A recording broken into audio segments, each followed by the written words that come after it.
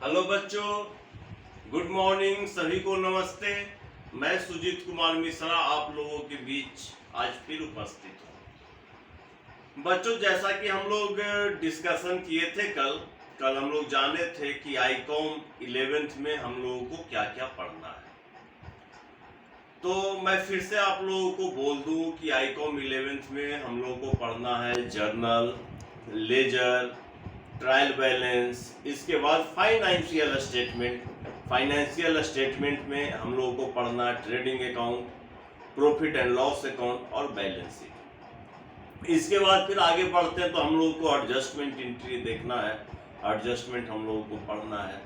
इसके बाद फिर इसका कुछ सपोर्टिंग चैप्टर है जो है डिप्रिसिएशन, बिल ऑफ एक्सचेंज और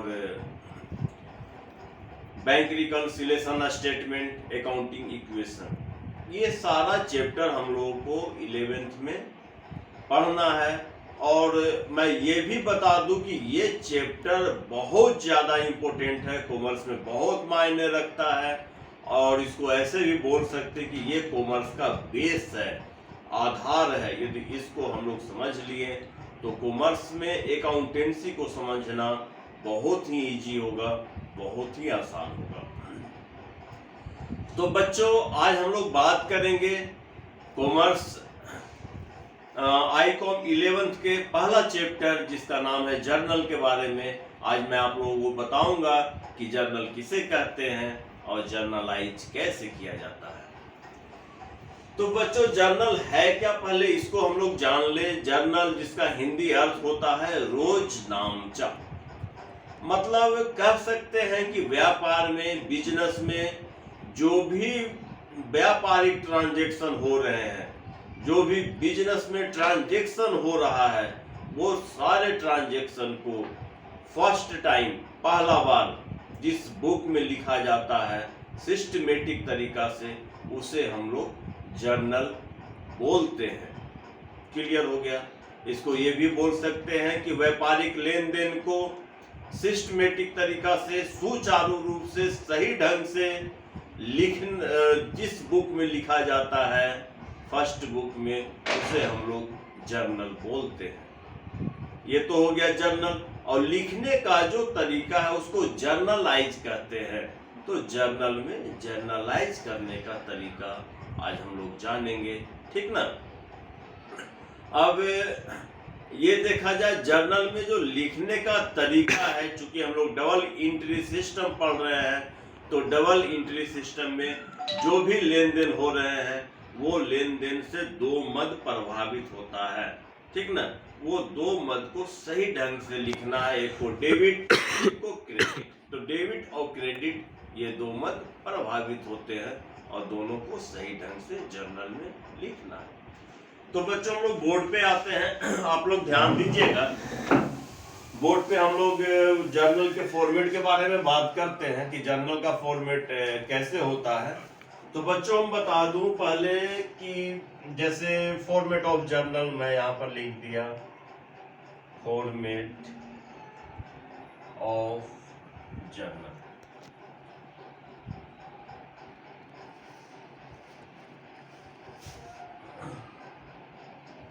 ये जर्नल का फॉर्मेट है। देखिए लाइन टेढ़ा हो गया, लाइन आप लोग सीधा पा लीजिएगा।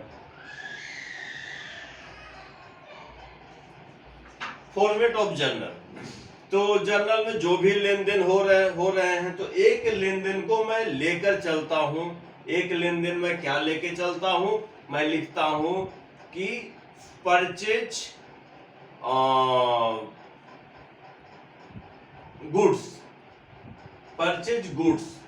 तो हम लोग लिख लिए ट्रांजैक्शन, हम यहाँ पर लिखते हैं, मैं लिखूंगा। पहले फॉर्मेट के बारे में मैं जिक्र कर लूं कि फॉर्मेट ऑफ जर्नल। तो फॉर्मेट ऑफ जर्नल में पहला कॉलम जो होता है वो होता है डेट का। पहला कॉलम किसका हो गया, डेट का, यानी दिनांक का।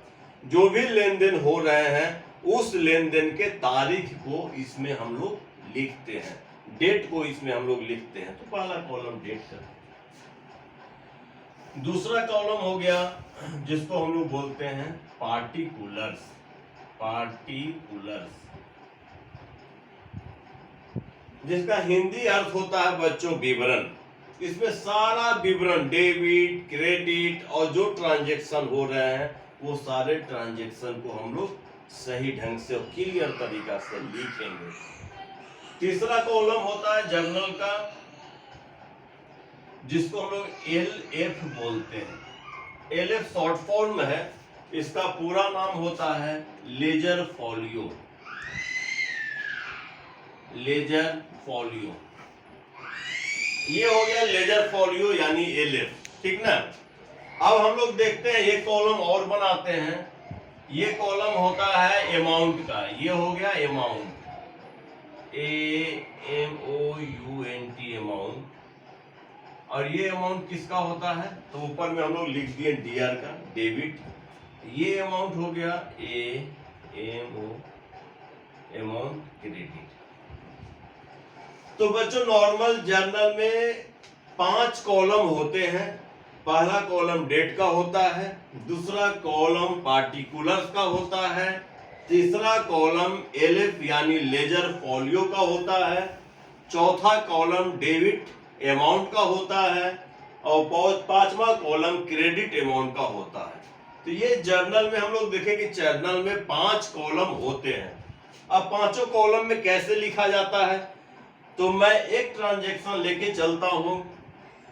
वो ट्रांजैक्शन हो गया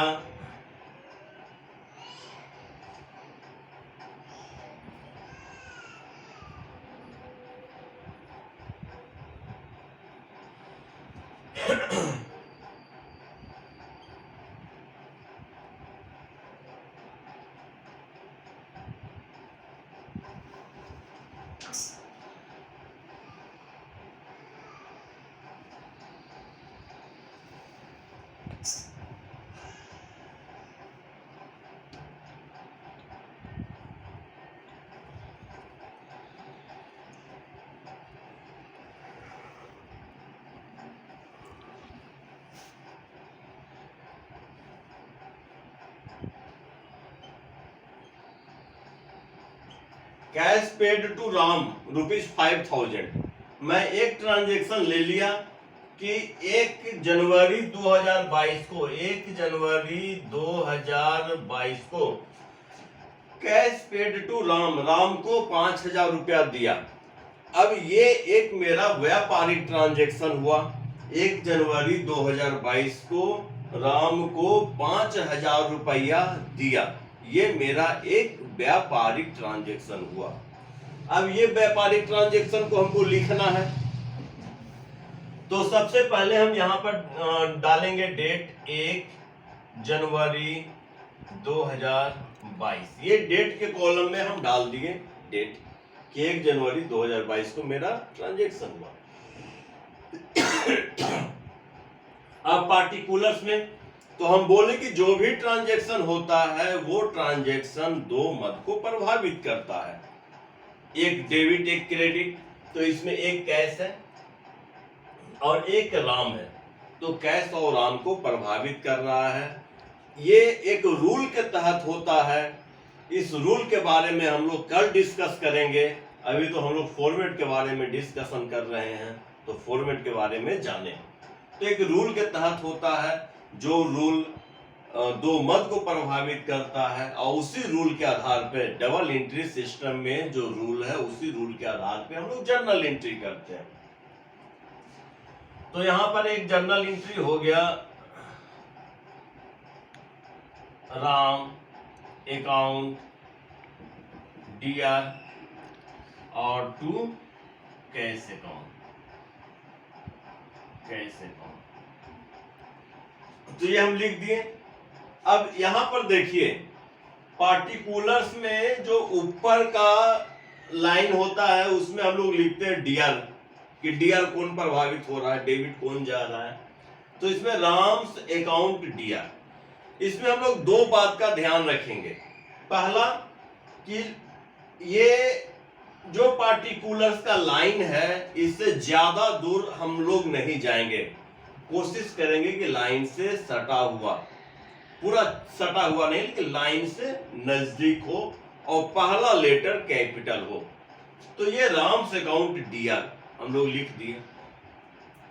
दूसरा क्रेडिट। तो क्रेडिट में हम लोग कहीं पे सीआर शब्द नहीं देते हैं, उसके लिए हम लोग टू शब्द यूज करते हैं।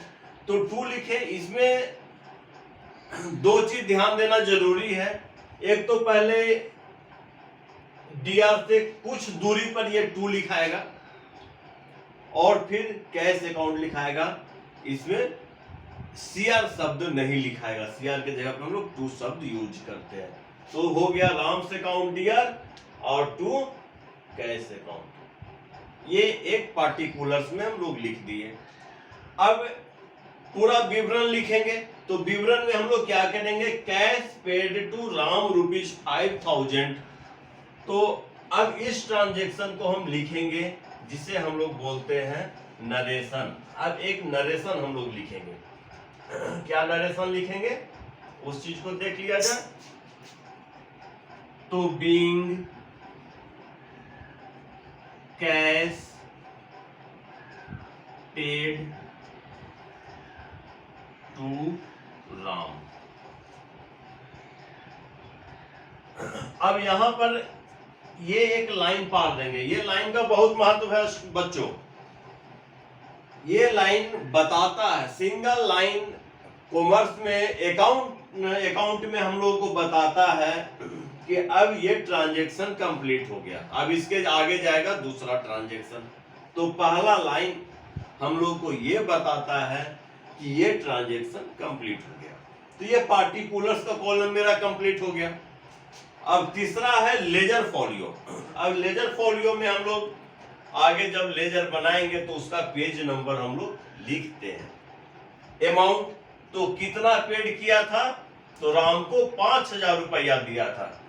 तो राम से अकाउंट डीआर यानी 5000 रुपया राम को दिया। तो क्या दिया राम को, तो कैश के रूप में दिया 5000। अब देखिए डीआर में राम 5000 लिया, क्या दिया, तो कैश दिया 5000 रुपया। अब ये मेरा जर्नल एंट्री कंप्लीट हो गया। अब इसमें देखिए बच्चों, फॉर्मेट में मैं एक बार फिर से रिवाइज कर दूं कि जर्नल एंट्री में 5 कॉलम होते हैं। पहला कॉलम डेट का होता है, दूसरा कॉलम पार्टिकुलर्स का होता है, तीसरा कॉलम एलएफ का होता है लेजर फॉलियो का, चौथा कॉलम अमाउंट डेबिट अमाउंट होता है, पांचवा कॉलम क्रेडिट अमाउंट होता है। डेट के कॉलम में हम लोग डेट को लिखते हैं। पार्टिकुलर्स में सारा विवरण होता है ट्रांजैक्शन का। इसमें लिखते समय हम एक फिर से रिवाइज कर दूं, लिखते समय मैं देखता हूं कि जो पहला डेबिट को लिख रहे हैं तो डेबिट को लिखते समय लाइन से ज्यादा दूर नहीं होना चाहिए, लाइन से सटा होना चाहिए। आर शब्द कैपिटल यानी पहला लेटर जो भी होगा वो कैपिटल होगा और डाउ डाउ डाउ डीआर हम लोग देंगे यानी डेबिट। इसके नीचे फिर क्रेडिट को जब लिखते हैं तो क्रेडिट में देखते हैं कि लाइन से कुछ दूरी पे होता है, एक पैराग्राफ हम लोग छोड़ते हैं। उसके बाद सीआर के जगह पे टू हम लोग डिनोट करते हैं। टू अब जो भी है वो लिखा गया, कैश है तो कैश अकाउंट लिखा गया। फिर हम लोग पूरा विवरण देते हैं कि ये ट्रांजैक्शन क्या हो रहा है।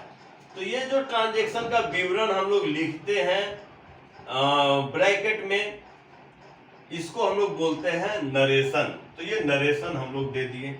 इसके बाद जब एक ट्रांजैक्शन कंप्लीट हो जाता है तो हम एक लाइन पार देते हैं पार्टिकुलर्स में। फिर एलएफ लेजर फॉलियो, फिर डेबिट का अमाउंट, फिर क्रेडिट का अमाउंट। आप स्क्रीनशॉट ले लें, बाद में भी आपको देखना होगा। तो ये हो गया फॉर्मेट ऑफ जर्नल। तो बच्चों हम लोग देखें आज फॉर्मेट ऑफ जर्नल कि जर्नल हम लोग बनाते कैसे हैं। अब हम लोग नेक्स्ट क्लास में, कल जब मैं क्लास लूंगा तो आप लोगों को बताऊंगा कि जर्नल में एंट्री करने से पहले किस रूल को फॉलो करते हैं। ठीक है बच्चों, आज के लिए इतना ही। कल फिर मिलेंगे, तब तक के लिए थैंक यू, सभी को नमस्ते।